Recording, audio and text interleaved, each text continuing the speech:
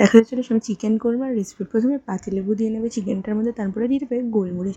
গোলমরিচটা কিন্তু একটু বেশি পরিমাণে দিতে হবে। তারপরে ধনে গুঁড়ো, জিরের গুঁড়ো, লবণ, লঙ্কার গুঁড়ো, টক দই, আদা রসুনের পেস্ট দিয়ে নেবে এক এক করে। এটাকে কিন্তু ভালো মতো মাখিয়ে নেবে। মিনিমাম ১ ঘন্টা মতো ম্যারিনেট করে রাখবে। এটা কিন্তু সলিড চিকেন হলেও কিন্তু দারুণ লাগবে খেতে। আর উইথ বোনও নিতে পারো, কোনো প্রবলেম নেই। মাখিয়ে মোটামুটি ১ ঘন্টা মতো রেখে দেবে। তারপরে কড়াইতে পেঁয়াজের ব্রেস্তা নেবে। পেঁয়াজটা একটুখানি ব্রাউন হয়ে আসলে হালকা তার মধ্যে কাজু বাদাম দিয়ে দেবে। কাজু বাদামটা একটু বেশি পরিমাণে দেবে। তারপরে পেঁয়াজ আর কাজু বাদামটা কিন্তু মিক্সিতে পেস্ট করে নিতে হবে।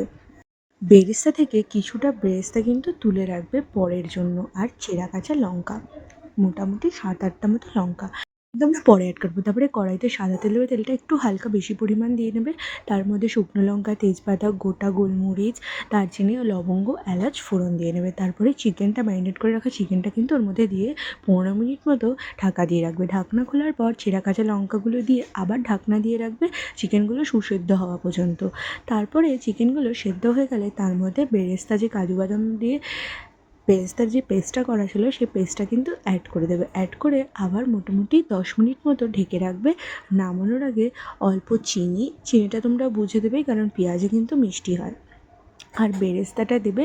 বেরেস্তাটা দিয়ে আর ওর একদম আগে ঘি আর শাহি গরম মশলা দিয়ে চিকেনটা কিন্তু নামিয়ে দেবে। তোমরা কিন্তু ভাত, রুটি, পরোটা, পোলাও, রাইস সব কিছুর সাথে ভাল লাগবে। অবশ্যই একবার চিকেনের এই রেসিপিটা ট্রাই করে দেখো আর জানিও আমাদের রেসিপিটা কেমন লাগলো।